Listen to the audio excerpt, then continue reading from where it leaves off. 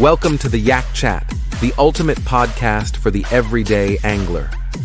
Whether you're paddling, pedaling, or motoring in the serene waters, or casting your line into the heart of bass territory, we've got your fishing fix covered. We're about to embark on an adventure that goes beyond the surface of the water. As we count down the minutes to launch, get ready to dive into the world of kayak fishing, bass angling, and the art of turning your kayak into the ultimate angler's haven. This isn't just about catching fish. It's about the joy of the outdoors, the thrill of the chase, and becoming the best angler and dad you can be. So, whether you're a seasoned pro or just getting your feet wet, join us on this journey as we navigate the waters of kayak fishing and fatherhood. Stick around, gear up, and let's cast off into another exciting episode of the Yak Chat, hosted by Bearded Dad Fishing.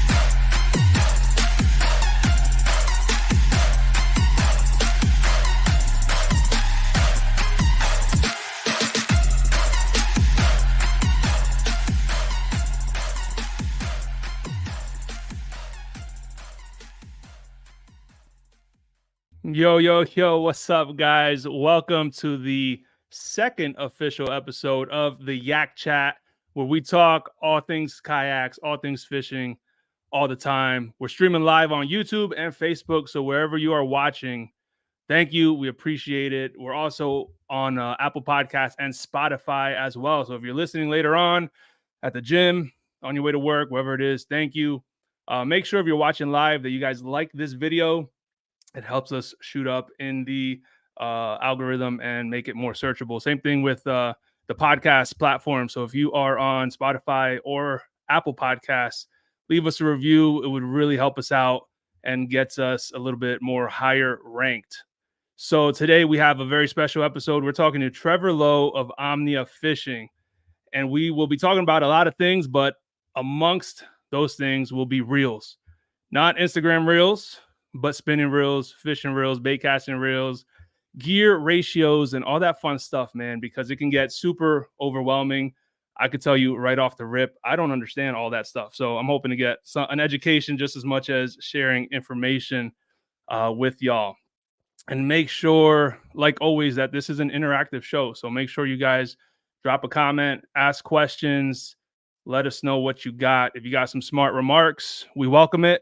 We love sarcastic comments. Makes us laugh. And make sure you listen to the very end, because we will have the funny or crummy segment. So send in your dad jokes, because at the very end, we're going to be going through them and deciding whether they were funny or crummy. And don't get your feelings hurt if they were crummy. It's okay, because it's a dad joke. So really, it's a win-win at the end of it. Doesn't matter. First things with some housekeeping before I bring the guys on is, if you're not part of, let me put on here real quick. If you're not part of Kayak Fishing Dads on Facebook, make sure you get on over there and join the conversation. We got a community on Facebook with more than 16,000 guys there. These are anglers, beginner anglers, expert level, if you want to call them that, anglers. Like, everybody on there sharing videos, sharing pictures, sharing setups, asking questions, answering questions, all types of stuff, man. And it's a really good, solid group of guys. So if you're not on Facebook, get on Facebook, and then get on Kayak Fishing Dad's Facebook group. So you'll love it, especially if you're a beginner angler. You get on there, look at what everyone else is doing, look at the setups that everyone has, all that stuff. Something really cool that we're doing for Kayak Fishing Dads just starting this season is we're doing some regional meetups. And what this is, it's essentially just getting together and fishing with other kayak dads from your area. And no, you don't have to be a kayak dad. You could be a kayak granddad. You could be a kayak future dad, whatever. The point is that we love kayak fishing. We love to get out there. So the whole point of these regional meetups, again, is just to meet other guys in your area that you might not otherwise meet, which is a really cool thing to do. You could bring some friends along with you, bring your kids if they're old enough to get on a kayak. And it's just a low-key event designed to get guys on the water and meeting other anglers. That's as simple as that. Like, that's all it is. We have 4 dates so far set up for the regional meetups for Kayak Fishing Dads. We have April 13th in Lake Murray, South Carolina. We have May 11th on Lake Nakamixon in Pennsylvania. And also on May 11th in Southwest Indiana, we got, I think it's on Bluegrass Fish and Wildlife Association or whatever. It's a lake in Southwest Indiana on May 11th. So the same day. And then we also have a brand new one, which I'm going to get the event on Facebook, is June 8th in Lake Singletary, Massachusetts, for you New England fans out there. Make sure you guys join it. Even if you're Patriots fans, we still love you, I guess. And if you guys want to host one of these anytime throughout the season, send me a message on Facebook, Instagram, YouTube, whatever it is. Just get a hold of me. We're looking for people to host some of these regional meetups wherever you're at. So if you're in Texas, you're in California, shoot, if you're in another country and you think you can get a couple of the guys out there, that's cool, man. We just want to get together and just meet other anglers and have a good time. And lastly, before I bring on the guys, make sure you guys mark your calendar. The next episode of the Yak Chat is on March 17th, Sunday, March 17th, 8 o'clock, same place. And we're talking with the Bearded Paddler. And this guy has got a wealth of knowledge. He actually comes from a background in kayak retail, I guess if you want to call it that. He manages one of the largest kayak retailers in the United States. He's in the Ozark Lake area. And we're talking about the worst kayaks. All right. So a lot of this information, you'll see videos, the best kayaks under $1,000, the best kayak for big dudes. No, this is straight up the worst kayaks. So if you got really bad kayak stories, make sure you send them in and make sure you tune in. We're talking with the Bearded Paddler about just the worst kayaks, which will be a lot of fun. So enough about that. Let me bring the guys on here. We got Lucas from the Outdoor Conquest. We got Brian, the Michigan fisherman. We got Juan, Captain Hooks. And of course, we got Trevor Lo, our special guest for today. Thank you guys for joining us and being here. Trevor, thank you for joining this band of shenanigans right here too. Absolutely. No, I appreciate you guys having me on. I'm been looking forward to this. It's going to be a super good show for sure. Yeah, no, we're excited. Ever since you and I started talking about doing this, I got really excited. And you and I have worked together a little bit, and Lucas as well. You and Lucas, we worked on a campaign for Omnia Fishing, which we'll get into a little bit about Omnia. But no, we're happy to have you and your wealth of knowledge here. But before we get into like the questions on the reels and all that, though, because everybody that's watching for the most part knows our story, Lucas, Juan, Brian, myself, about how we got into fishing. So can you let us know kind of what started your fishing journey, why you continue to fish, and what got you into competitive fishing? Yeah. Similar to a lot of people, my story kind of revolves around my dad introducing me when I was a kid. Started out crappie fishing, panfish, that sort of thing. And obviously as you get older, you kind of move on to bass fishing. So started bass fishing and just fell in love with it. Obviously the whole, the fight of the bass and just the different techniques and tactics to try to catch them. And then as I got older and continued to progress, then it turned into the tournament side of things where you could actually compete and do that. And, watching like the Bass Masters and all those guys and that sort of stuff is what really drew me into it. But yeah, so did that. So decided to, obviously when you go to college, try to make your college choices based off of your major, but I was more focused on which college teams were good and which ones weren't good.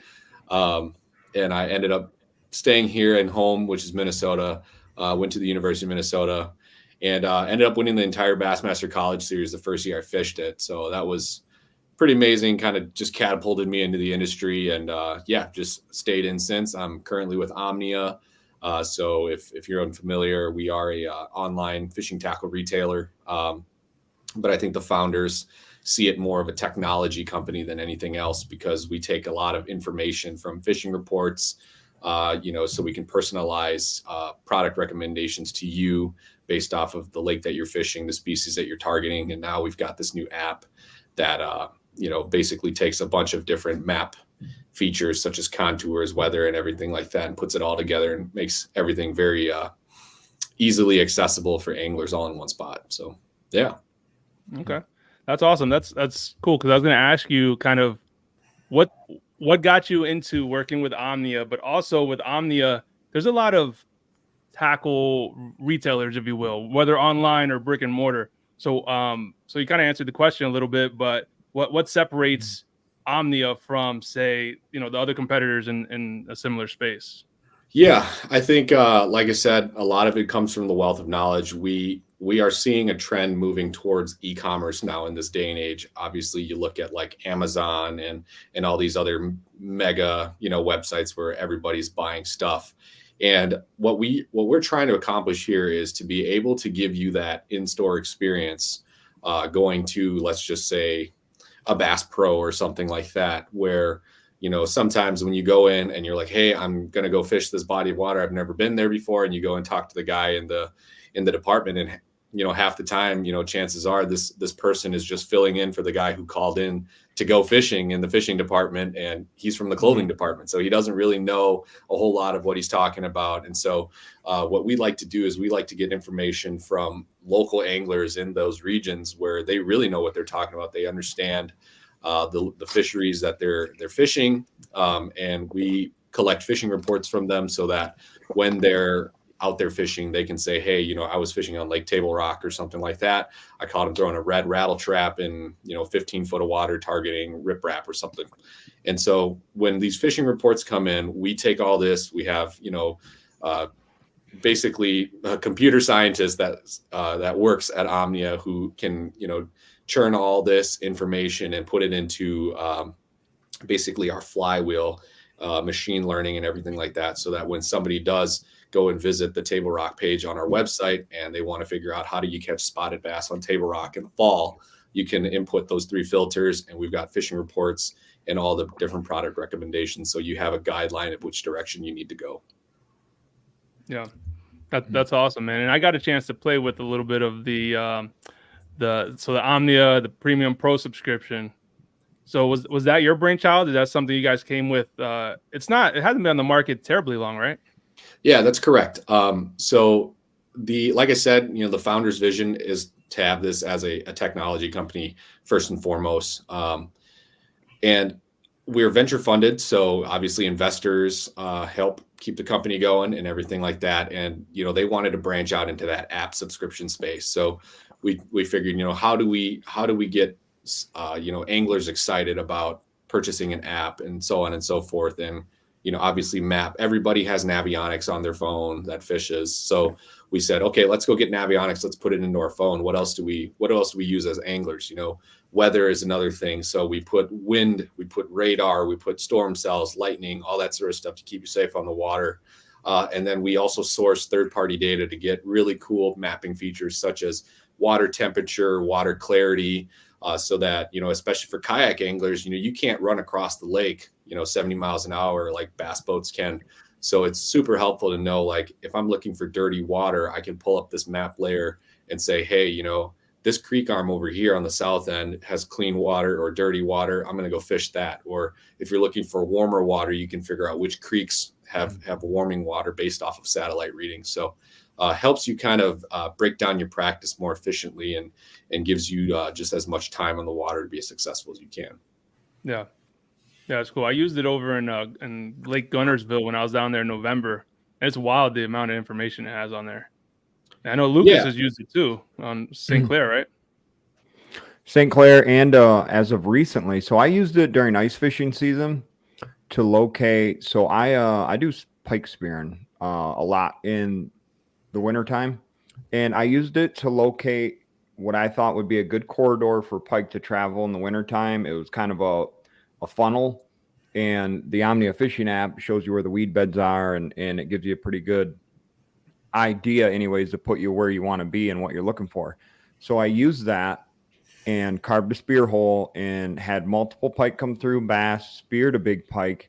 But on top of that, I went back to that spot after ice out. What was this, 3 or 4 days ago, and caught my personal best open water northern pike exactly from the spot where I carved that spear hole, which was, and I specifically went to that spot because I knew if the pike were there under the ice that they were there for a reason. So there's bait fish, there's something there for them besides the weed beds and the fact that it's like a travel corridor and a little bottleneck right there. But I caught them on a Bill Lewis jerkbait. I didn't get a measurement, but I'm guessing between 38 and 40 inches. It's on my Facebook page. I don't know if you can pull it up or not. I know I can't share it, but just a unit of a northern pike. So that was cool. But yeah, it's definitely user friendly, to say the least. It's really easy to navigate, to go through the different layers that it offers. And I especially like it for lakes I've never been to and ice fishing, because when there's ice on the lake, if you didn't do any scouting, when it was open water, it really helps you find, for a pike fisherman for sure, it helps you find those weed beds that you're looking for. Yeah, that's dope, man. Cool. Yeah, well, if you guys are interested in getting that, downloading it, it's just Omnia Fishing, right? The Omnia Fishing app, and then the Premium Pro subscription is just $50 a year too, which is a steal. I mean, you're talking about apps that, a lot of these subscription apps might be like $20 a month. This is $50 a year, so it really is a good deal. And like Trevor Wagner dropped a comment, he said, "Don't forget the app lets you shop instantly, so wallet gets a little lighter." But it is helpful because you could search like right on the spot, and even like you can search by technique or the type of water. When you're looking at the reports that are on there, you could search the lure that the person put on there that they caught the fish, right? Yeah, it especially in those fishing reports, obviously, take everything with a grain of salt. Not everybody's going to share, down to the exact detail, but it kind of puts you in a direction that you should be heading in terms of, bait selection and that sort of thing. And just one more point on that pricing, like you said, $49 a year, $50 a year. But with that, you also get 10% back on all your purchases. So if you spend, X amount of dollars on tackle, you potentially end up getting it for free after you get all that tackle credit. And a lot of the times we do like rebates as well. So just keep an eye out for that. Wink, wink. Cool. All right, cool. That's awesome. Yo, Juan, you were gonna ask something? No, I said that's cool. That's what's up. Yeah. As far as I didn't know about that 10% off. That's pretty dope. Off. Yeah, that's kind of a real good incentive. Yeah, so it's 10% back on your purchases, and then obviously when we have sales, if it's like a 15% sale, then you get 10% back. It's like 25% off, and it's free shipping on all your orders as well. So it just makes a lot of sense. That's what's up. Where's the redirect as far as like purchasables? What is it? Can I get anywhere? Can I get to my favorite site potentially, or? Ask that question again. I didn't quite understand. So all right. So you mentioned being able to make purchases, right? Yep.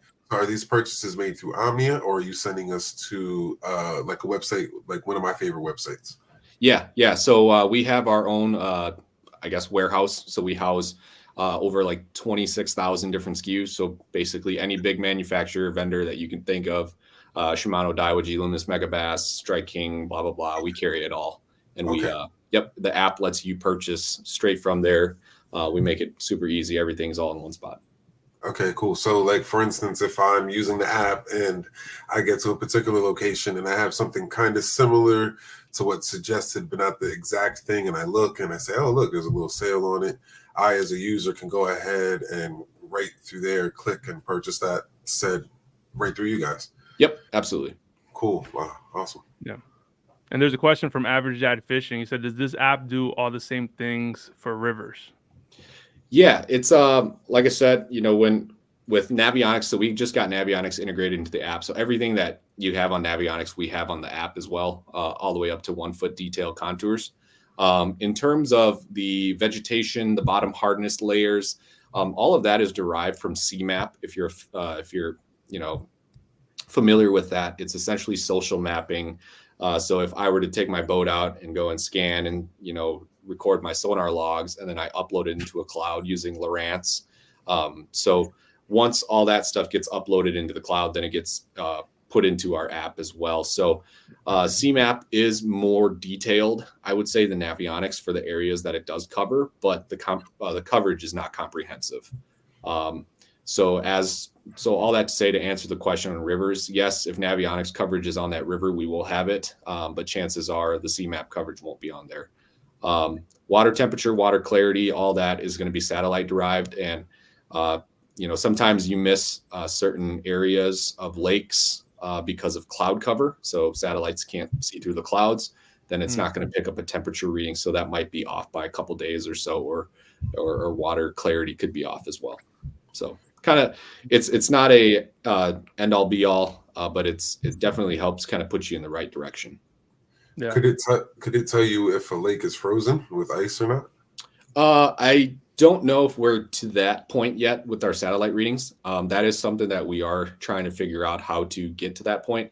Obviously, a lot of us being up here in Minnesota, we want to know when ice out is.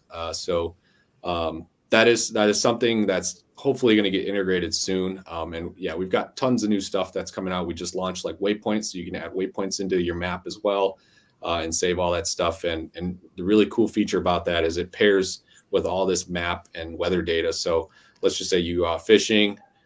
So this is not integrated yet, but this is hoped for the future. Of what we can do with these waypoints is if you're out there fishing, you catch a 4-pounder on a lake during practice, save a waypoint, it's going to keep all those pieces of information: water temperature, water clarity level, wind direction, wind speed, temperature, air temperature, all that sort of stuff. So when you go and drop waypoints all over the lake during practice, and then you find out during the tournament it's a north wind at 15 miles an hour, you can go and kind of filter through all those catches that you had and see where fish were biting based on the wind, based on the air temperature, based on various conditions. So just a lot of helpful information to help you be more efficient on the water when you're out there. Cool. Yeah. Cool. No, that's good information to know, man. So you guys check it out, Omnia fishing app. So let's jump into the main conversation for the night. Then we're going to talk about some reels. So for me, that was always something that took a long time for me to kind of get my head around. And I still, like, full transparency, I know enough to get by for my reel selection, but not enough to feel confident explaining to someone why they should go with this or that. Right. And I feel like me and Brian are probably on the same page because we had the same discussion a couple of weeks ago. Enough to survive, right? Basically, yeah. I know very little. I mainly use spinning reels because I can throw. I know there are some baits that you should be throwing on a bait caster, but I've thrown pretty much everything you can throw on a spinning reel. So when it comes to bait casters, I'm not going to lie. Like Jay said, I'm pretty green. I've owned a couple, but I don't really know what I'm doing as much as I probably should. Yeah. No, and that's cool. That's why I'm glad you're here. That's why I'm glad I'm here, because I want to be educated too. So I guess let's start basic 101. What are the main types of fishing reels for freshwater fishing, and how do they differ then in terms of functionality and use? So I take it these questions are directed at me. Is that correct? Yeah. Okay. Yeah, you guys, and I'll say it too. Please, everyone can chime in and jump in. Yep, everybody chime in. I don't want to act like I'm the fountain of knowledge here, because I have so much more to learn, obviously, with fishing as well. But to answer that, obviously, bait casting and spinning gear is generally the two staples when you're talking freshwater fishing.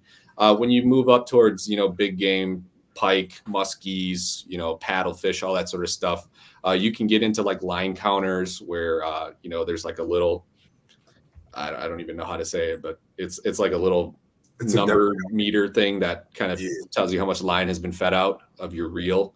But for the most part, if we're bass fishing or walleye fishing, it's bait casters and spinning rods, and you're starting to see, generally speaking, the heavier tackle is going to be thrown on a bait caster. Your lighter finesse stuff is going to be thrown on a spinning rod. But you are starting to see this trend where guys are using what's called BFS, which is bait finesse. So it's bait casting reels to cast, super tiny finesse lures, almost like crappie size lures.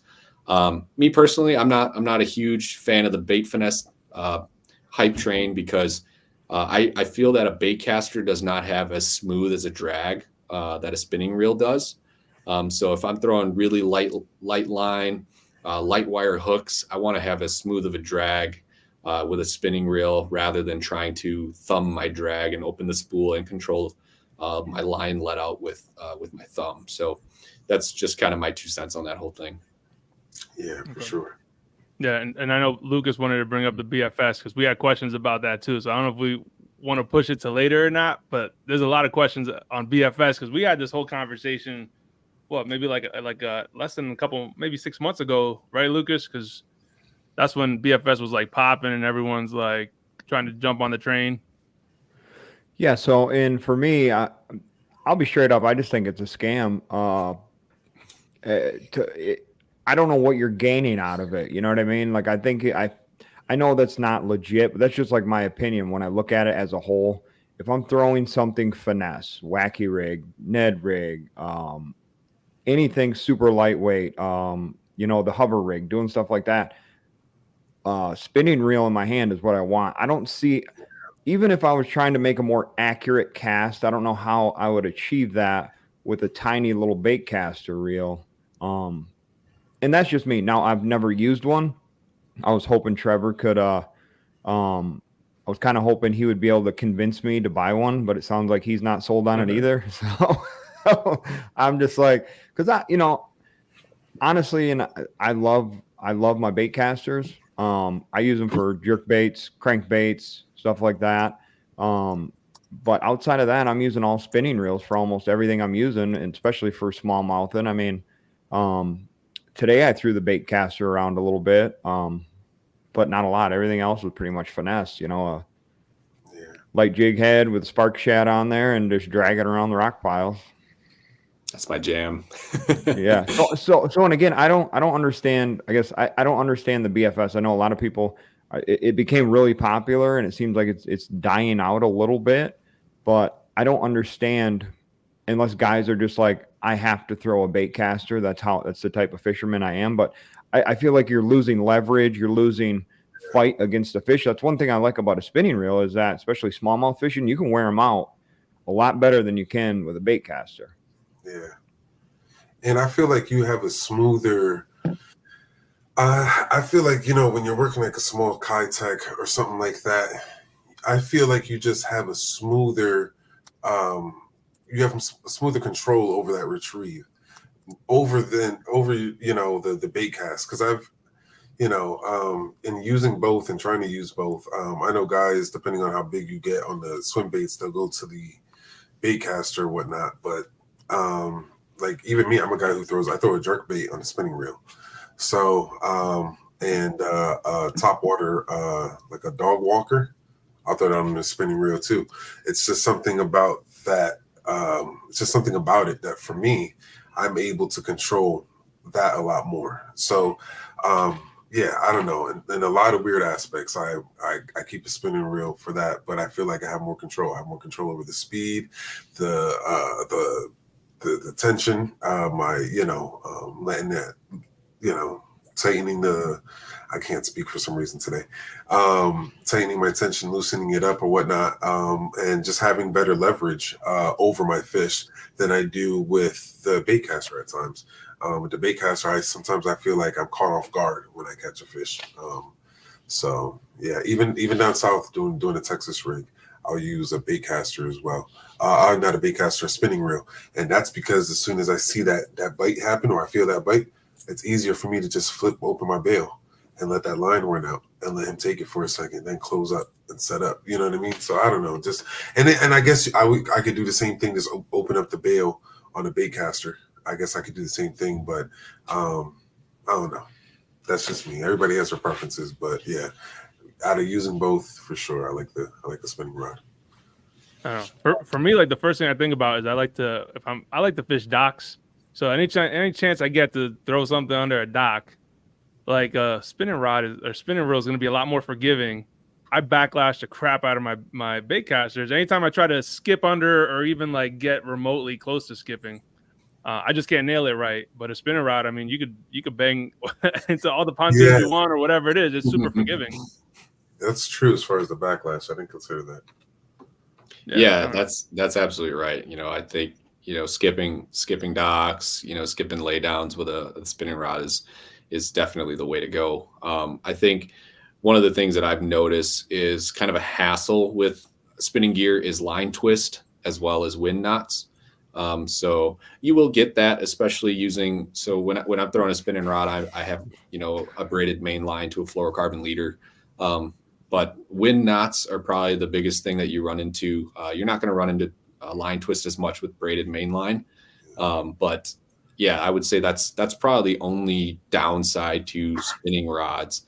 And if you even watch, like the Elite Series this past week, I mean, guys that are, obviously everybody's talking about forward-facing sonar and everybody hates forward-facing sonar, but these guys, I mean, they're catching 10-pounders using spinning rods now too, just because to Juan's point, you have that, accuracy with your casts. You can finesse that bait and you can shake it in place a lot easier, it seems like, with a spinning rod than a bait caster, and just working something very, very, slowly in the strike zone in the middle of the water column. You're seeing a ton of guys do that more with a spinning rod than they are with a bait casting rod. Yeah. It's something about the mechanics of it. I feel like, with that hangover and because you could work it so many different ways, and you could keep your retrieve the same and just lift your rod tip up and create these, I don't know. I don't know. It's just a way to go for certain things, for sure. So with a bait caster, I feel like, today, I'm going to touch on a couple things. When I use a bait caster, like for a crankbait, I feel like I can really dial in my retrieve. Whether I want it right on the bottom, just digging in the rocks and gravel, or mid column. But I can dial it in. I can crank it real slow, and it's really controlled as far as your retrieve. And if I really want to bomb a lure, like if I want to send something to the moon, I'm throwing it on the bait caster, and a lot of times that's a crankbait or a jerk bait or I mean, what else do I throw on? That's pretty much all I throw on that thing. Or so I musky fish too, right? So I got great big Abu Garcia bait casters, and I mean, I give everything I got and launch giant lures. But I couldn't imagine chucking a musky lure with a spinning rod or a spinning reel. But one thing I want to touch on was today. So it was super windy. I was on Lake St. Clair. Was throwing the bait caster, ended up exploding into a backlash because I was casting into the wind. I messed with my brake a little bit, and my next cast, because I wanted to get a little more distance. I was spot locked, and I wanted to get a little more distance into the wind. And the very next cast completely exploded into a backlash. And then 2 out of my 4 spinning rods had the nastiest wind knots I've ever dealt with. And I don't know what's worse, if it's a wind knot. I think a wind knot is worse than a backlash, because I can get a backlash out. But a wind knot, I'll end up pulling all the line off the spool before I get it fixed. So wind knots take you off guard. Oh, wind knots are just they're terrible, and I don't know what causes them. I mean, other than the twist in the line, but can those be caused by either? I don't know, Trevor, maybe you can answer this or not, but can you over spool your spinning rod or your spinning reel? I know you can under spool it, but is there such thing as over spooling it to cause a wind knot? Yeah, absolutely. You can definitely over spool it. I don't know if that necessarily causes the wind knots. I know from just my experience, you talk Lake St. Clair, we have Mille Lacs here. So big open bodies of water, no protection from the wind. And when I take clients out on guide trips, that's the most common thing that I run into. And most of the time it's caused because of, when you make a long cast, let's just say you're casting and you've got a cross wind, there's a big bow in the line, right? And what happens is they don't tighten up their line before they start reeling. So they start reeling with this huge bow in their line between the first guide and your spool. And what that does is it's like reeling in loose slack line. And for the most part, when you do that, that's when you're going to run into that wind knot issue. But one thing I learned from a good friend of mine, his name is Matt Steffen. He's got an awesome YouTube channel. He fishes the Bass Pro Tour. The simplest way to get these wind knots out, because Lucas, to your point, you're ending up pulling out your entire spool line. What you can do is, if you can untwist, so usually there's 3 strands that come up with a wind knot. So you got your main line, and then you got this other double strand that wraps around your main line. And it's the worst thing. If you can get that double strand loop out of your main line, all you have to do is loosen up your drag all the way and just start peeling line through your drag. And I tried that today. But I skipped that first step. I skipped the first step because I was like, because I remember seeing that video and I was like, here we go, my first wind knot of the year. So I loosened my drag and I'm starting to pull on it, and I'm like, man, this ain't working. But I guess I didn't unwind the loop. Yeah. Because I even called my buddy afterwards. I'm like, you remember the video I sent you of Matt Steffen and getting the wind knot out? I said, yeah, it didn't work. I tried it, but I skipped a step. Yeah. I definitely, it was just through trial and error. Like I was peeling and peeling without untwisting it off the main line. And once I untwisted it off the main line and you kind of hold it with your rod on the other, with the one hand, and then you're peeling with your right hand or whatever it is, that generally makes it come out a lot easier. Okay. So I've got a couple I'm going to work on, and I don't know if it's too late or not, but I'm going to peel the line off and get down to the knot and then try it and see if I can get it right. Yeah. Probably not, though. I think I made the situation a lot worse than what it was. It's usually how it goes. Yeah. All right. So we talked about BFS. Can you explain, Trevor, the importance of gear ratio? Because I still don't know about this. What's the importance of gear ratio when it comes to fishing reels and how it impacts certain techniques? Yeah. So with gear ratios, obviously, I guess the easiest way to translate it is if you think about riding a bike, if you're going uphill, if the gears on your bike are set too high, you're going to be working super hard just to try to turn those wheels as you're going up the hill. And it's just going to fatigue you. You're not even going to be able to, step on the pedal. So then you start gearing down, you shift that gear and the bike down, and you're going to be, pedaling like crazy, but it's going to make it so that wheel is easier to turn and you can actually climb up that hill.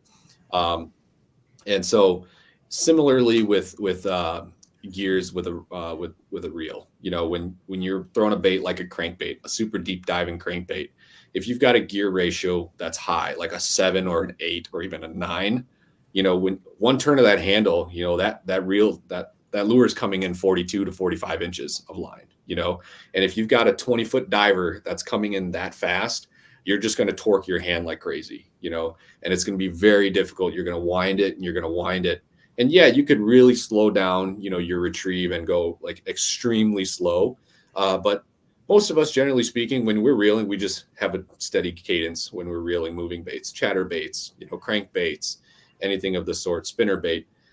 So when you lower your gear ratio, it slows down that retrieve, so it doesn't feel like you're fatiguing yourself like crazy when you're reeling in, especially deep diving crankbaits, big spinner baits with like a big Colorado blade that's thumping super hard. So a lot of it is for fatigue. And then obviously the other reason is to pick up line. So you want fast gear ratio to pick up line.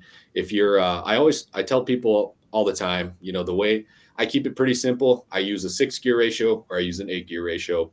7s are all in betweens, whatever, that's great and all. But if I'm going to be moving the bait by reeling, I'm throwing a 6 because I can, if I need to speed it up to pick up some line and set the hook, I can do that. But it's harder for me to slow down because that's just how I'm wired. So if I'm using a bait that's going to be moving by me turning the handle, spinner bait, chatter bait, crank bait, anything else that you can think of that you're winding, I want something that I can just keep a steady, consistent cadence and I'm not wearing myself out. If I'm going to be using a lure that I move by pulling my rod, Texas rig, frog, jig, Carolina rig, something of the sort. So if I pull my rod and I move it 2 feet and then I need to wind up to pick up the slack so I can move it again, when that fish bites, 9 out of 10 times they bite when you pause it. And so what happens there is you want to pick up that slack as fast as you can so that you get tension and you can set that hook. So I try to keep it pretty simple. Some people are like, well, you need an in-between if you want to, if you have an all-purpose rod where you're going to be throwing a chatterbait and then you're going to cut that off and you're going to tie on a Carolina rig or something like that. But, if in the best case scenario, you have a rod for a chatterbait, you have a rod for a Carolina rig. But obviously everybody doesn't have the ability to do that. So 7s are good in betweens if you are able to, slow down your cadence on your retrieve or speed it up. Okay. I never heard that before. That's good information. If you're moving the bait with your rod, you go higher. Correct. You're just picking up line. Cool. It's a good way to look at that. Yeah. And if you're using something like that, you just want. So is that lower gear ratio? Does that give you more torque? It does. It does. Yep. Yeah, it gives you more torque. And like I said, it's less fatigue on your hand. Trust me, the next time you go out, if you have a super high gear ratio rod reel, if you throw a super deep diving crankbait, with a turn of the handle, it's just gonna be yanking your rod down, because you're like, man, this thing is just diving and digging so fast that you need to end up just like crawling it with your hand just to get it to run carefully or run true. Gotcha. Now, do you notice any benefit to using longer or shorter rods depending on gear ratios? I don't think it's necessarily tied to gear ratios. I think it's more tied to the bait that you're throwing. Longer rods are going to be hopefully a little more whippy. So, for example, if you have two rods that are the same power, let's just say medium power, if you have one that is 7'6" and you have one that is 6'10", the 7'6" is going to be a little bit whippier, and you're going to be able to launch baits a little bit better. So, for example, like a crankbait, you're going to want to kind of load up that rod on that cast. So that's going to be a little bit better. You're going to get a longer casting distance compared to a 6'10". It's not going to have that loading power and that whip. So you're not going to get as much casting distance out of it. But I think it's more technique specific than it is gear ratio specific. Okay. And so the gear ratio, the amount of line it picks up, it changes if it's a bigger reel, right? So like a 6.2 to 1 on a smaller reel is going to be different than a 6.2 to 1 on a larger reel. That I don't know. Because I came across this issue when I was looking at a bigger reel for like the bigger swim baits, and I couldn't decide what gear ratio I wanted, because I was hearing mixed type of information, and that was one of the things I was hearing, that it's actually a lot faster because the take up is a lot more on those bigger reels. Yeah, I mean that could make sense. I don't know off the top of my head. Yeah, I guess I would have to compare. Let's just say you pull a Daiwa Tatula, a Tatula 100 compared to Tatula 200, and just look at both 6.3 to 1s and see if the gear pickup is the same. My guess is that the frame is going to be bigger, the spool is going to be bigger, but the gearing potentially would be the same. Okay. Or at least the gearing inside is going to be, I guess, bigger in proportion with the frame. So the ratio or the amount of pickup per turn should be the same, but I don't know off the top of my head for sure. Okay. And we had someone ask on Facebook, does line size matter when it comes to gear ratios? Yeah. Gear ratios, like I said, I think that's more technique specific. Line size also kind of technique specific. I think they're independent of each other, but 100% line size matters. When you're fishing, you're going to get more bites with lighter line. It's more natural. It allows the bait to move more naturally with the current. It's obviously less visible, but you have to be more finesse about it, and you got to let those fish run. So depending on the situation that you're in, if you can get away with straight braid, great, but if you've got to throw fluorocarbon, if you have to go light line, especially in clear water for smallmouth, you're going to find that, generally speaking, if it's clear water, they will be more line shy if they can see the line. So line size absolutely matters. Cool. I got a question. When one is going about building themselves a combo, you guys might be used to going out and just buying their combos already set up, and then they get to a point where they kind of graduate to that next level, and they want to build their first rod. When they go about doing that, where should they be starting? Should they be starting from the rod? Should they be starting from the reel? Or should they be thinking about the lures that they want to throw with it?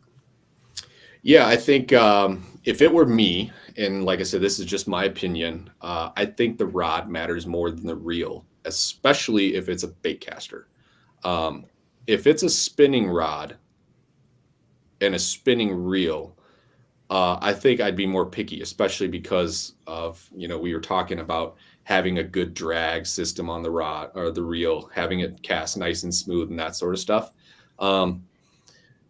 That's kind of the way I would lean. If it's a bait casting setup, I would focus more on the rod because I want lightweight, I want sensitivity, I want to make sure that it balances well.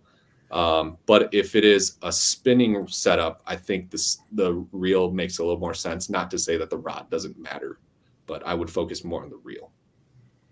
Okay, interesting. That's a Now, good question. why would you focus more on the reel for the spinning setup as opposed, why that over the baitcaster?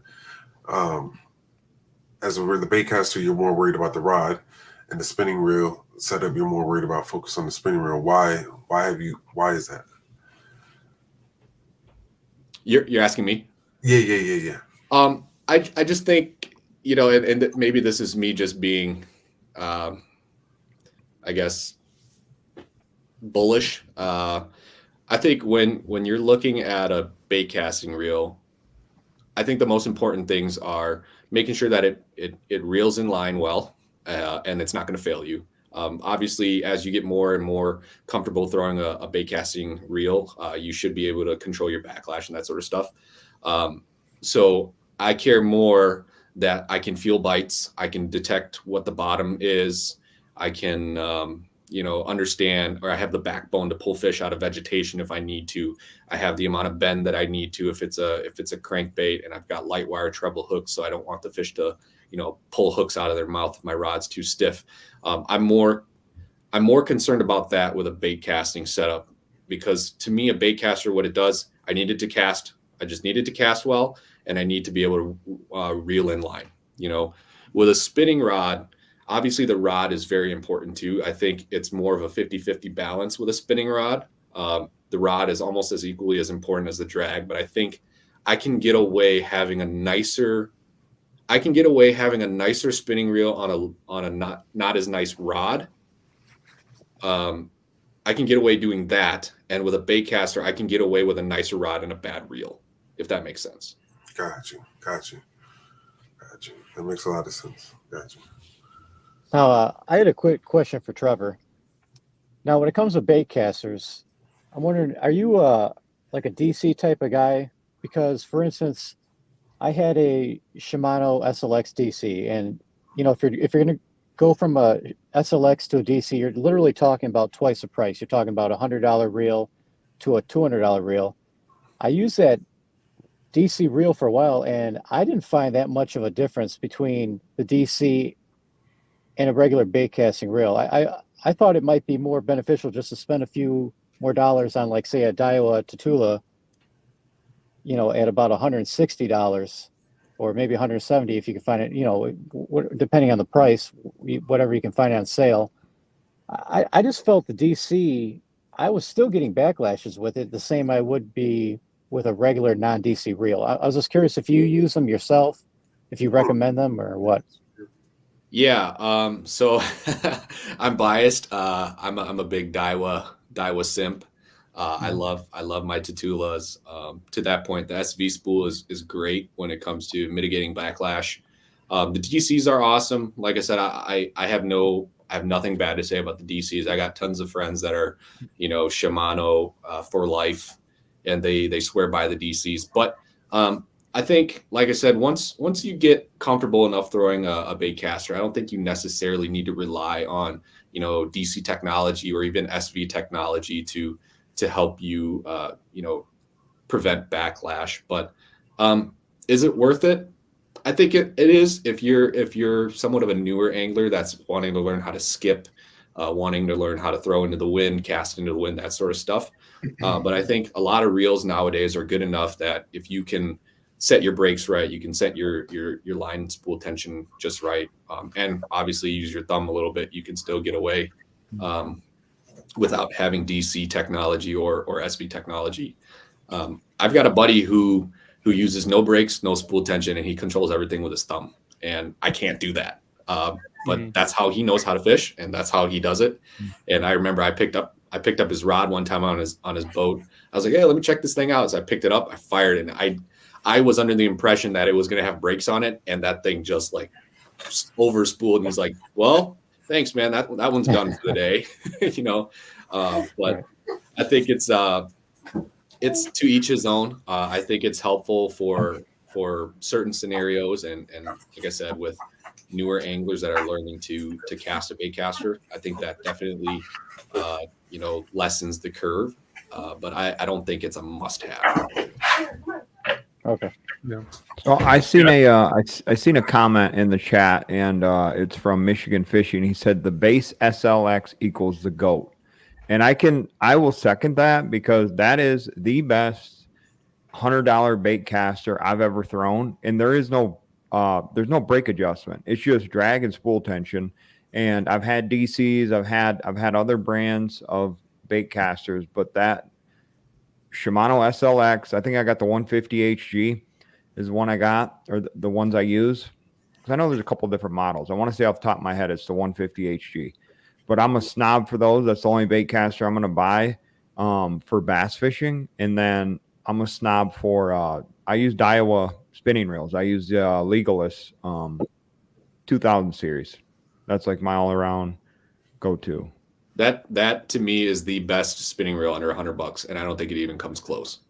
Everybody, I get a lot of questions, and I know people really rave about the Fluger President. And I said, dude, I've been using the Daiwa Legolas for years now, and it's like bulletproof. Mm-hmm.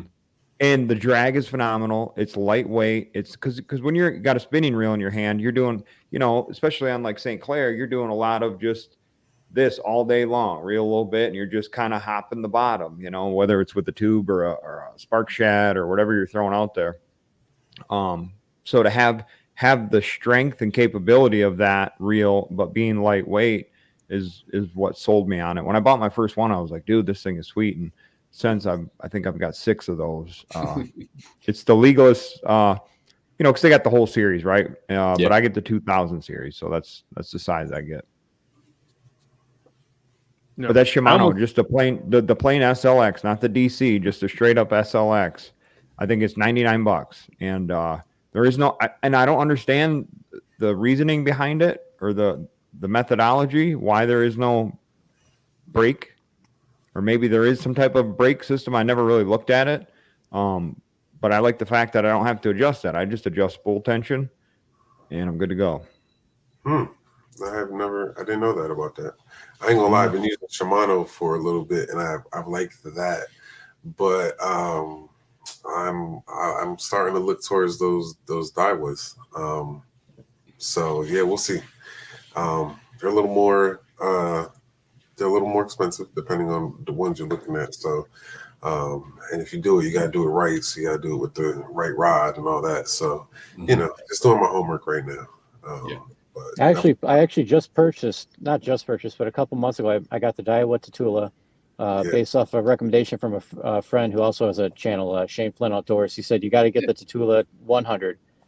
And so I picked it up. We haven't had the weather to use it yet. So as soon as we get a little bit warmer weather out here, that's going to be one of the first reels I try out. So I'm really, really looking forward to it. That's awesome that Shane. He's a super cool guy. I got to know him a little bit this past year too. Yep.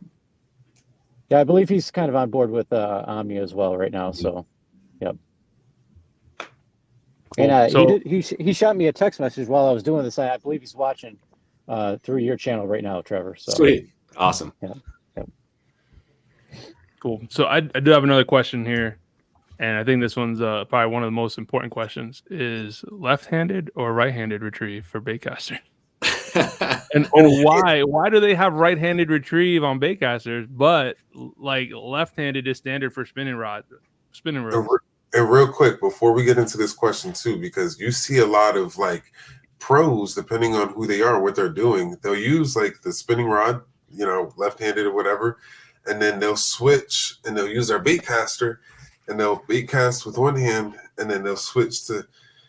It's like so. What's supposed to be the right or the wrong? What's going on with that? Like, why is there a right-handed? Why is that? Yeah.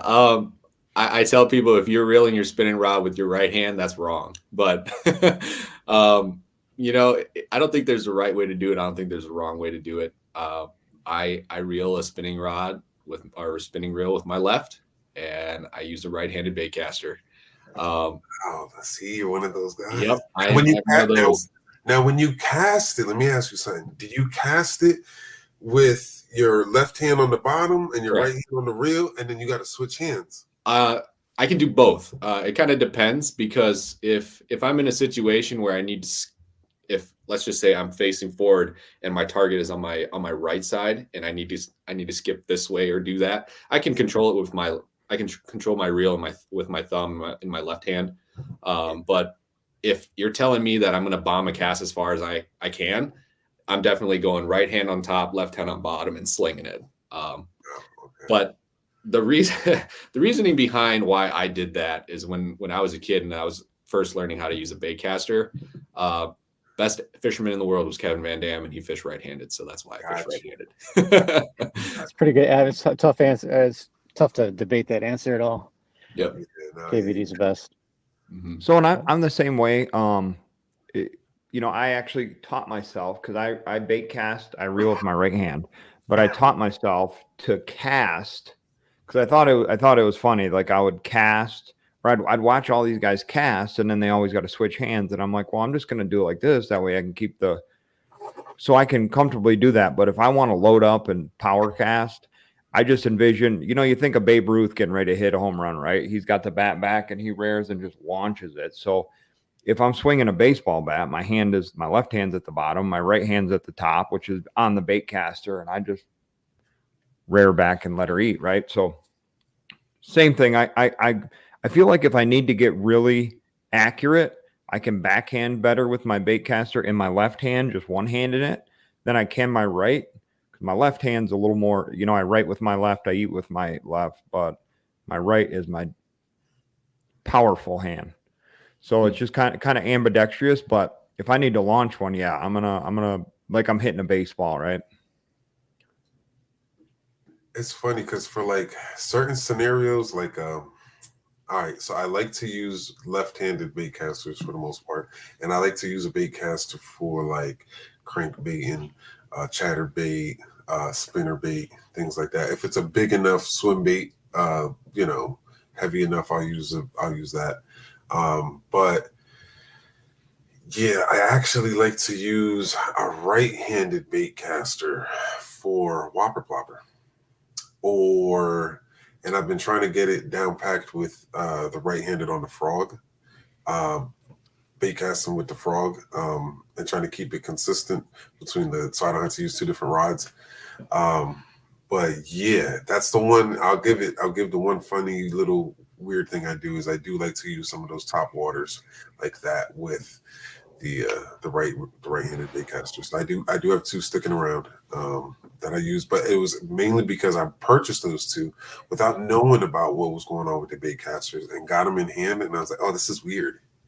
That's when I realized, okay, maybe I need to go left. Mm-hmm. So went left for the most part, and then had an experience with the whopper plopper because of the rod I was using.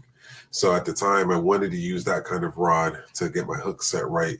And it was the most optimal rod for the top water scenario I was working with. So that's what I ended up using. And I liked the control that I had with my stronger arm, which is my left arm since I'm left dominant. But yeah, that's one of the weird things I will admit I do. So. Yeah, it's funny that you mentioned that. I when I was working at a fishing tackle retailer, more of a brick and mortar store, people would come in, they're like, hey, I'm looking to buy my first bait caster setup. Can you point me to one? And, the first question you ask, are you right-handed or left-handed? And they're like, I don't know. And the way I would figure out is I would just say, set the hook for me one time. And if they were left-handed, they would always, their right hand would be out and they would turn to the left, counterclockwise. If they were right-handed, they would hold the rod with their left hand and they would turn, to the right clockwise. So that was what I would always instruct people. If you are going to go and learn how to throw a bait caster, now that they make left-handed ones, now that they make right-handed ones, just go with what you're comfortable with, so that you're not sitting there making awkward hook sets because it's on the opposite.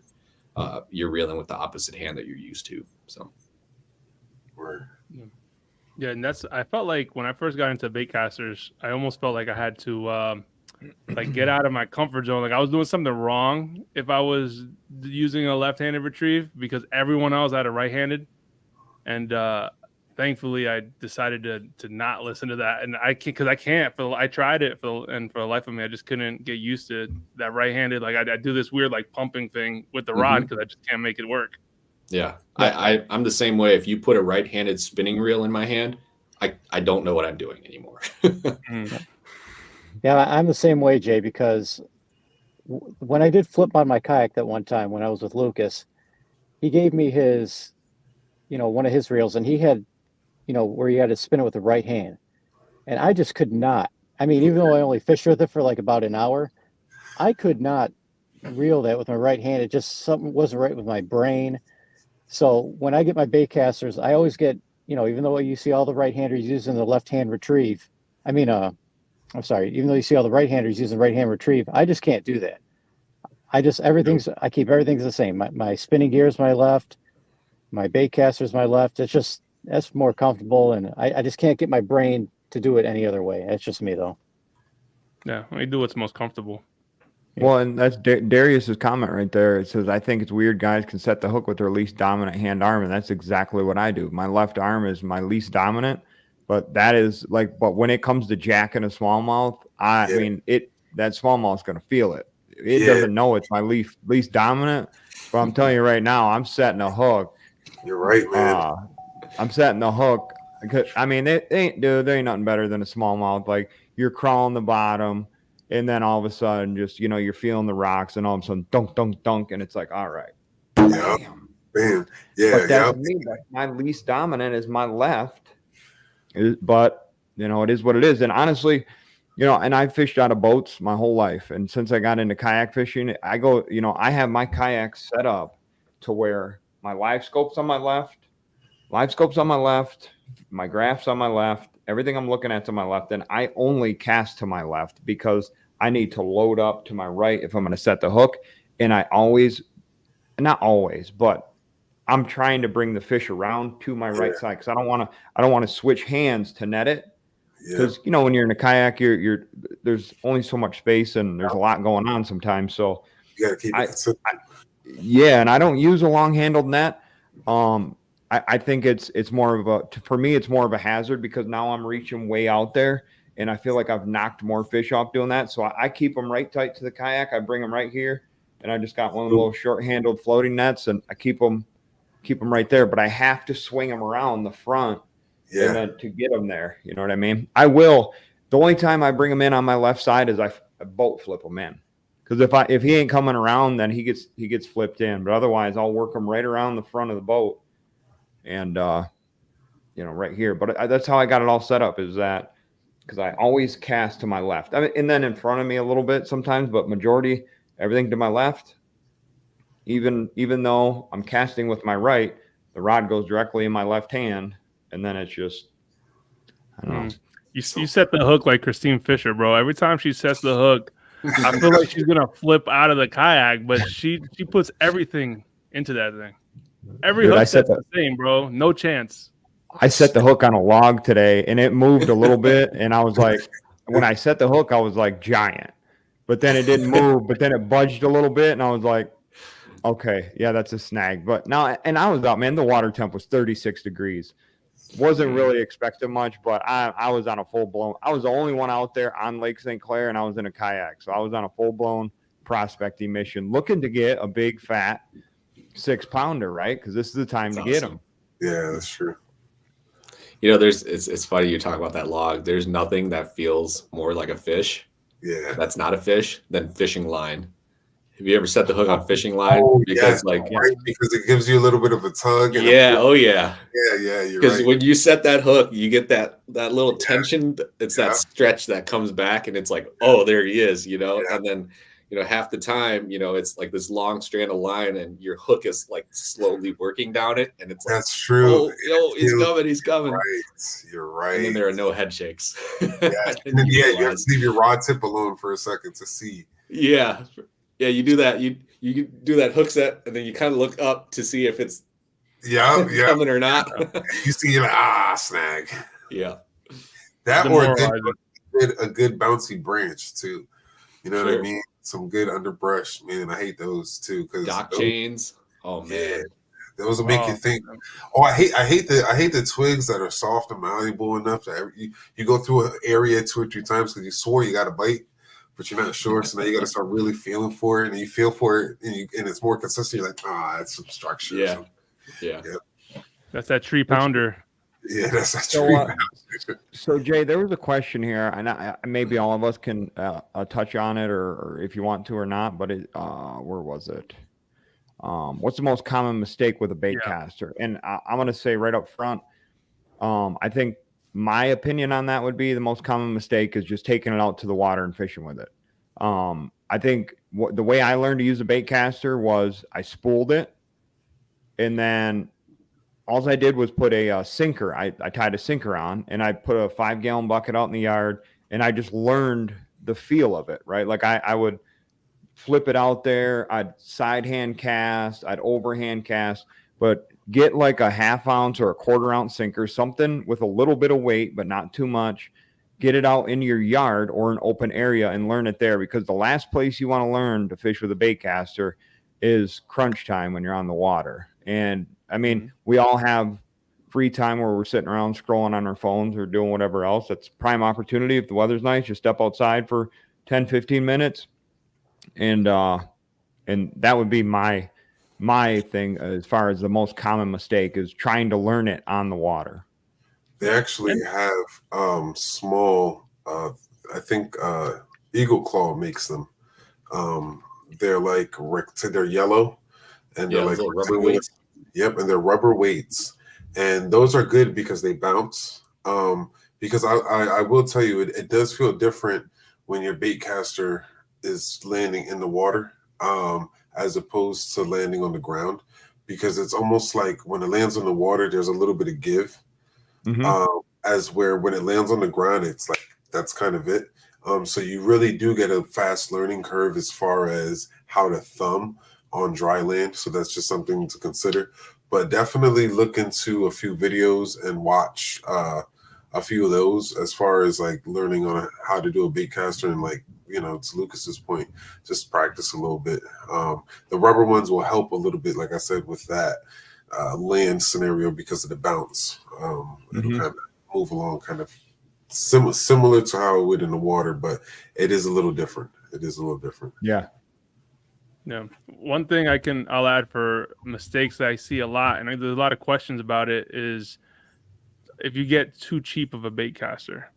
Now, and we could talk about like prices on reels, because I think that's a legitimate concern or a question. But if you get, it's just like with a fishing kayak. If you get too cheap of a reel, bait casting reel, you're gonna ruin the experience, because you're not gonna like, I get the sentiment of someone doesn't want to go all in case they don't like it, but then you cheap yourself out of the experience of a decent bait caster. That's very true.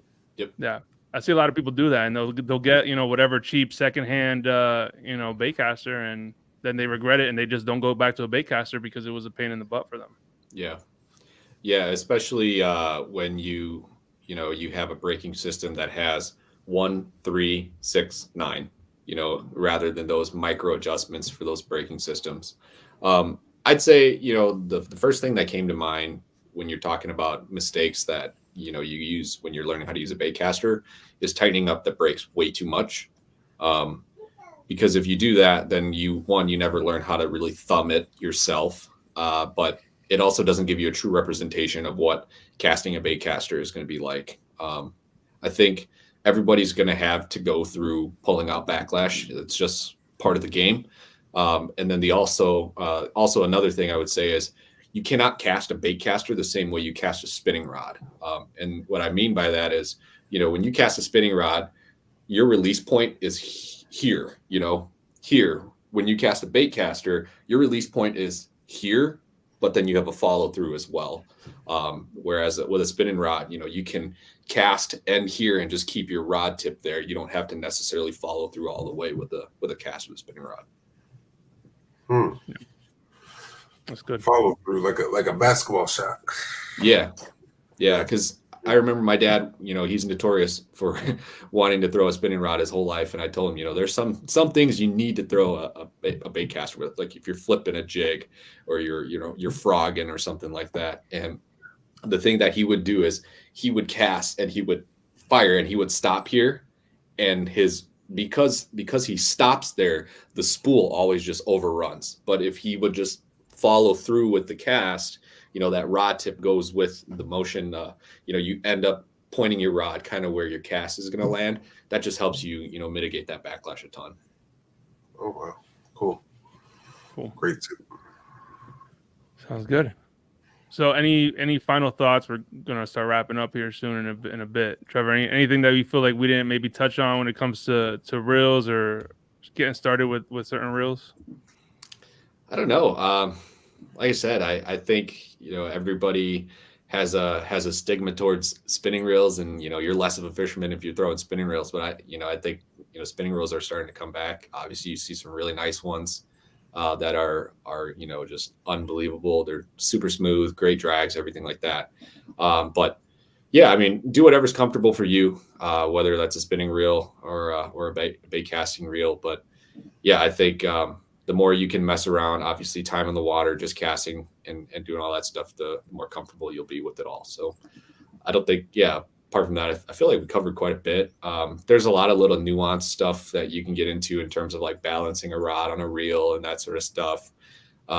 Reel handles and big knobs, small knobs, all that sort of stuff. But I think a lot of that is just aesthetics and just kind of personal preference at that point. Yeah. Cool. Guys, any other questions about reels? Oh, actually, I do have one. Okay. When you spool up your line with braid, make sure you put backing on your spool.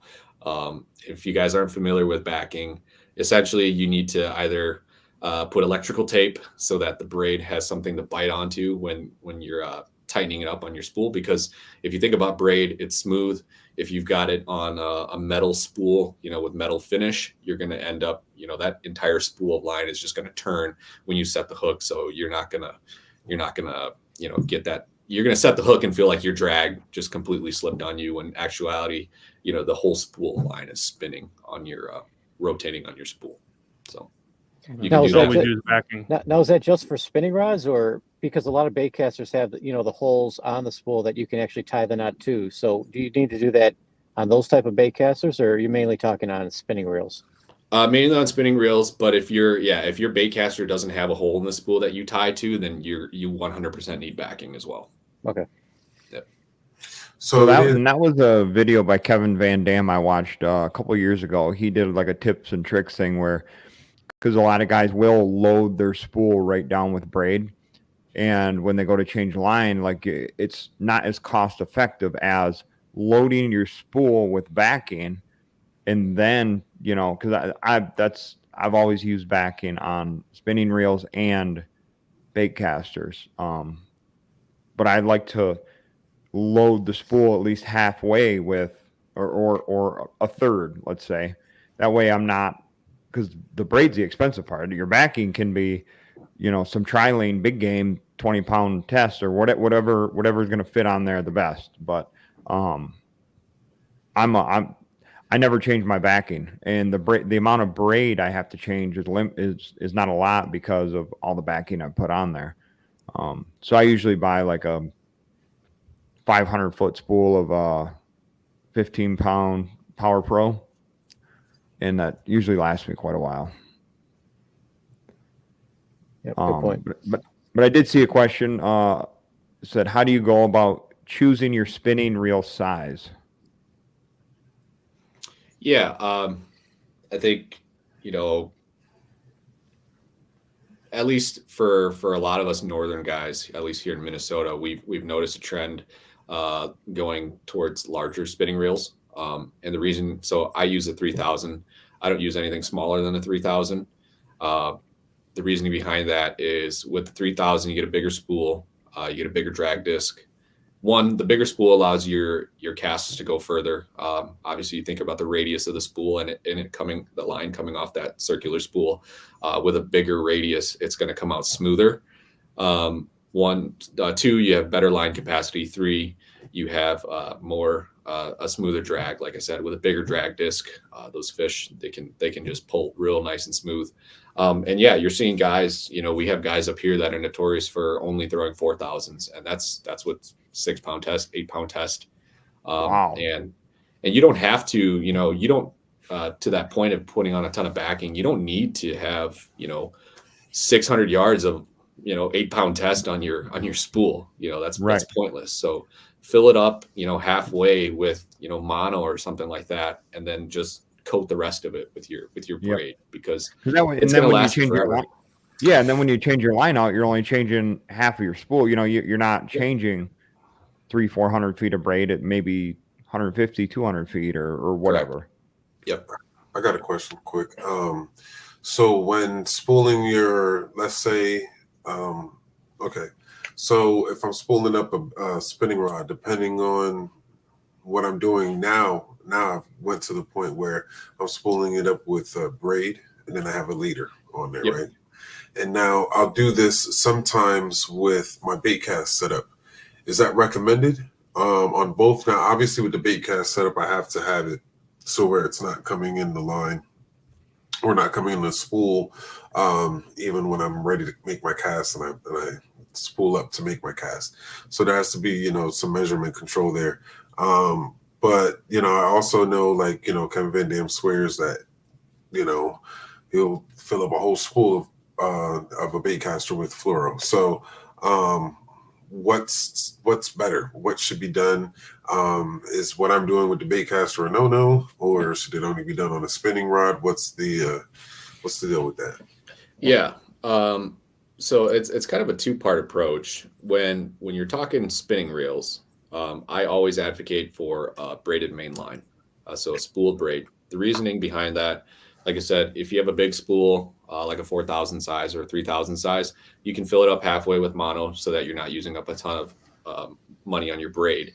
But the thing with braid is there's no stretch, more sensitivity, less line twist. You will get wind knots, but wind knots are manageable, especially if you make sure that your line is tight before you start reeling. Better casting distance. In addition to that, if it's a windy day and you've got braided line out there, braided line floats. So I like to use a high vis line. So if I get a bite, but I don't feel it, I can see, my bright blue line or my yellow line swimming off. With fluorocarbon, straight fluorocarbon, it's going to be much more difficult to see that. Obviously you have stretch with fluorocarbon, so you're not going to, you're going to have less sensitivity than you would with braid. It's got line memory. So if you've ever pulled out a spool of fluorocarbon, that thing coils up like one of those old cord phones. And so, you're going to lose casting distance on it. I just think it all makes a lot more sense to go braid, especially with a spinning rod or a spinning reel. When you're talking a bait caster, you're starting to see guys use braided line and then to a fluorocarbon leader. The only challenge with that, like you said, is if you're using heavy line, you're going to have a big kind of a thick knot as it's coming through the guide, that leader knot. So one thing you could do to mitigate that is use like an FG knot, super thin, but still it's going to clink through your guides as you're reeling it in. But with braided line, you can save on not having to spend a ton of money on a whole 100-yard spool line for every reel. You can reuse the braid numerous times if you're just going to tie a leader on. But then it comes with the, just the annoying part of having to retie leaders over and over and over again. But yeah, I mean, pros and cons. I don't think there's any right way, wrong way to do it. I would say that I have a stronger opinion about using braided line with a spinning reel than I do with a bait caster. I think, all my jerk bait, my crankbait, my chatterbait, all that sort of stuff, my jig, I throw straight fluoro on my bait caster. All the way down to the spool, all the way down to the bottom of the spool. But I do know some guys that throw braid to a fluorocarbon leader, and I think it works just fine. It's just that you're going to hear the knot clink through the guides. But once you get to like the really high end rods, like your Steezes, Daiwa Steezes, they have what are called AGS guides, which are very, very lightweight, sensitive guides. But the problem is when you have a a leader knot going through those guides when you're casting, you can shatter those guides. They're very fragile, but they're super sensitive. But you can make a cast, and if that leader knot comes out of your spool and it clicks those guides too hard, it'll just shatter your guides completely. So they specifically write on the manual to not tie your leader knot too far down. Okay, wow. I've always been a braid to leader on all setups, but I recently adopted and went back to on all my bait casters are straight fluorocarbon. Mainly because I got sick of tying leader knots on them. Like I have no issue casting the leader knot. I just tie the Alberto and I can cast it through. I can run it up on my reel and cast it. Mm-hmm. But I get sick of eventually I'm not happy with the 3-foot leader I got left. I want a 8 or 10-foot leader. So now I got to cut it, retie it. So all my bait casters just went back to straight fluorocarbon. I'm happy with it so far. I mean, but I'm a type of person, I don't have very good feel in my hands. So that's why I like braided line, is because that I can feel everything. And especially like you were saying, Trevor, for being able to see it, I use that high vis yellow. It's the only braided line that I found that doesn't fade was the Power Pro. But that high vis yellow, but if I'm like skipping up under a dock or something, 95% of the time I see my line move before I feel the bite because of that braided line. Yep. Cool. Yeah, I think whenever you're using braid, I don't see any reason to use like a low vis braid unless you're throwing a frog or you're punching, when that's just straight braid. But if you're throwing braid to a fluorocarbon leader, 1,000,000% it should always be some sort of high vis that you can see, because the fish is going to see, or hopefully not see, the leader. It's never going to have a chance to look at your braided line. So it doesn't matter what color it is. Are you a leader? Do you use leader on top water? Because I've always been an advocate of I go straight braid on top water. Yeah, it depends on the top water. If it's a frog, okay, it's straight braid. If it's if it's some sort of top water with a treble hook, I put a monofilament leader, because 1, mono floats, and 2, it has stretch, so that helps those hooks not pull out of the mouth. See, my issue with the mono leader was I would get the line hung up on the front treble. So that's more so than just with straight braid. So that's why I pretty much every top water I just use straight braid. But I know unless I'm like musky fishing, then I'm using like a 125-pound leader on the front anyways. But now you're talking holding the rod tip up and just keeping the bait on the surface. But anything, lighter duty, using a Pop Max or a frog or stuff like that, I've always just gone straight braid and had pretty good luck with it. But I've had people ask me that question, and I'm like, I've never used, I have used mono and fluoro leaders, but it seems like I get my front treble hung up on that fluorocarbon or monofilament. Yeah. I know some guys use like those peg weights, like you would on a Texas rig, like especially if you're throwing like a dog walker, like they'll use like a thicker, like 30 pound line, coupled with one of those bob weight stoppers to kind of mitigate that hooking situation. Mm-hmm. And another one, I know in South Carolina, when I fish retention ponds out there, I'm kind of like punching the Texas rig up and down and dragging around. And so what I do there is I'll do a straight tie with a braid. And those first couple of feet, I'll just darken that up with a Sharpie or something like that. So that's a good trick too to help conceal, because it's high vis other than that. So, well, it's white now. It used to be high vis. So to your point of, lines fading out. What'd you say, Power Pro was the non-faded line? Yes. Yeah, I've yet to have I've used a few different styles of braid. I bought like neon green and it ends up turning white, and I can't see white that well. So the Power Pro, it might be I think it might be the Spectra. I have to look.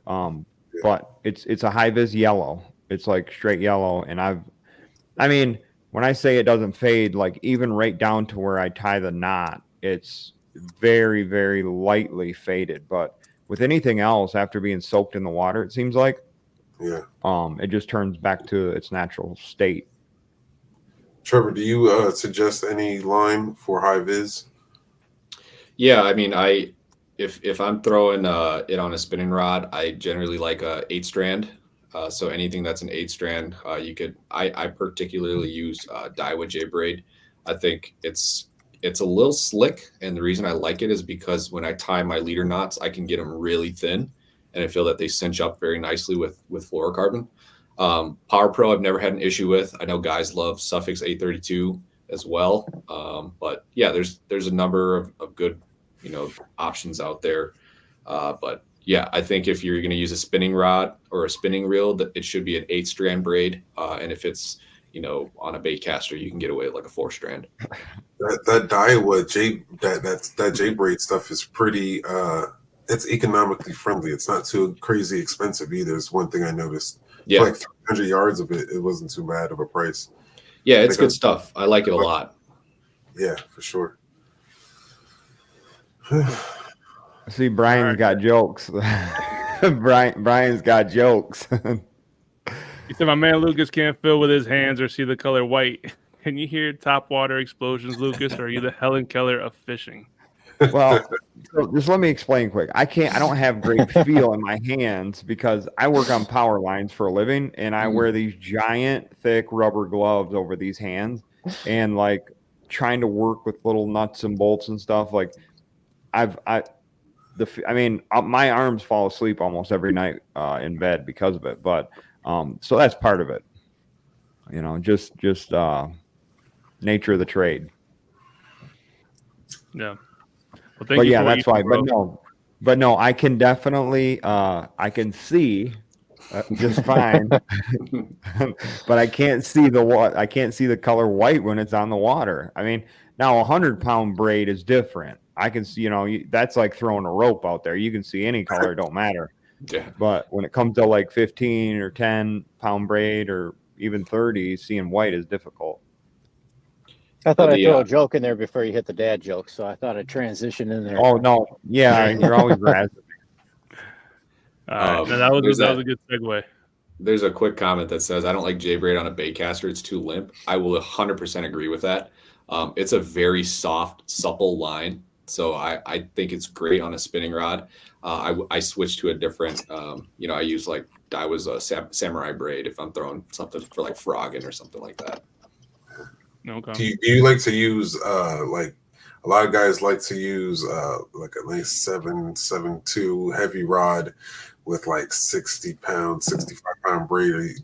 Does that sound like what you use for frogging? Yep. Yeah, that's almost it's essentially the same. But mine's just it happens to be a 7'4" heavy rather than 7'2". Gotcha. Yep. Yeah, I've got one topwater rod. It's 7.3 heavy with 65-pound braid, and that's whether I'm throwing a weightless fluke, a frog, whopper plopper, that new one by Z-Man, which is an awesome lure. I mean, I wrecked the Hellraiser, man. I wrecked them with that thing. And what's cool about it, I was using it with forward-facing sonar. That thing sinks. It will sink right to the bottom. But as soon as you start your retrieve, it goes like this, goes straight back up to the top. But it literally sinks right to the bottom. It's cool. Coolest thing ever. No. All right, guys, let's get to the funny or crummy segment. We got a couple dad jokes here sent in. All right, so the first one is from Jason. So Trevor, the way it works is we'll read them, and then we have to decide if they're funny or crummy. All right. So Jason says, "My dad is a prison guard and told me a story about a dwarf escaping from the 3rd floor. He said it was a little condescending." Oh, jeez. That was a good one. That was a funny one. I like that one. A little funny. Okay, it took me a second. Hang on, it took me a second, but yeah, that was funny. All right. Yes. Sly Fox Fishing. I can't catch anything. I seem like a failure. And he followed up with it. He says, "Sorry, I told those bad jokes. Now I feel guilty." Yeah, those are dad jokes for sure. 100%. My daughter is only about 19 months, so I have not. I'm not well versed in my dad jokes yet, but you'll get there. You'll get there. Yeah. Yeah, my daughter, she went from loving them to now she's like embarrassed when I start saying them. Trevor Wagner said, "What did the fish say when it hit the wall?" Damn. I've heard that one before. That was good. That's a good one. Anthony Laterno, why can't a pterodactyl go to the why can't you hear a pterodactyl go to the bathroom? Because the P is silent. That's good. That's like that T on Tsunami, man. That's a sneaky little T, Yeah. man. This one's better spelled out because I never knew a pterodactyl had a P in there. I That's didn't like- either. Is that true? Yeah. I think so. I don't think I've ever. That's I tried it on my phone and auto-corrected to the P. really. Yeah. Absolute source of truth. The phone. There you go. Last one. We got, so what the left eye say to the right eye? Between you and me, something smells. That's good. Oldie but a goodie. I know that one. Yeah, no, that's some good ones, man. All right. They were All right, pretty Trevor, anything else you want to add, man, before we wrap it up, before we get out of here? No, man, I appreciate you guys. This was a lot of fun. Good meeting Juan and Ryan. I like I said, Jay and Lucas, I know. So good meeting you guys and hanging out. Yeah, this was a ton of fun. Yeah, for sure, man. Where can people follow you on your social medias? Yeah, basically everything is just Trevor Lo Fishing. That's Instagram, Facebook, small YouTube channel. I haven't done much. Hopefully we'll do some more. But yeah, and if there's anything Omnia related that you guys have questions on, feel free to reach out to me. Yeah, I can help with that too. Okay, cool. No, and we appreciate having you on, man. So thank you. Hopefully we'll do this again because you dropped some bombs there. It was really good knowledge there. Cool. Yes. Jay, you don't have any good stories like 2 weeks ago? Like what? That's the story about the guy that bought the kayak. Oh no. That's I don't got any more of those stories, man. Okay. Actually, I had Dude, I afterwards. I was dying. Like I hadn't laughed that hard in a minute. Yeah. And then when Brian chimed in on it, that had me rolling. That was I don't know, man. That's gonna be like a once in a year probably type of story. I don't got no more like that. All right, guys. So real quick before we sign off, then just a reminder: next week we have 2 weeks from now we have the next show is March 17th at 8:00 at night, same time, same place. We're talking to Bearded Paddler about the worst kayaks, not the best kayaks, the worst. So the ones you want to avoid at all costs. We'll be talking about that, and he's a good source of information. Like I said, one of the best. Manages one of the biggest kayak retailers in the nation. And I also wanted to let you guys know, if you don't know already, we're giving away a $150 rod from Impulse Rods. So I'll put it in the comments below so you guys can see the giveaway that we're doing. And basically you have 7 or 8 different ways to sign up. And the winner, I mean, right now I think we have 160 something entries. So I mean, by the end of this, we might have 250. It's real easy to get in. It's basically just liking a couple profiles, submitting your email, stuff like that. But $150 rod from Impulse and some Bearded Dad Fishing swag. And besides that, man, just follow us on our socials. Obviously, we're on all different YouTube channels and Facebooks right now because we're streaming on Bearded Dad Fishing. We're streaming on Outdoor Conquest, Michigan Fisherman, Trevor Lo. So if you guys don't have any of the other guys hooked up on social media, make sure you do that. And again, I appreciate you guys. Thank you again, Trevor. Thank you guys for joining in, and we'll do it again soon. Sweet. Have a good night, guys. See you guys. Thanks, All right. Jay. See you. Peace.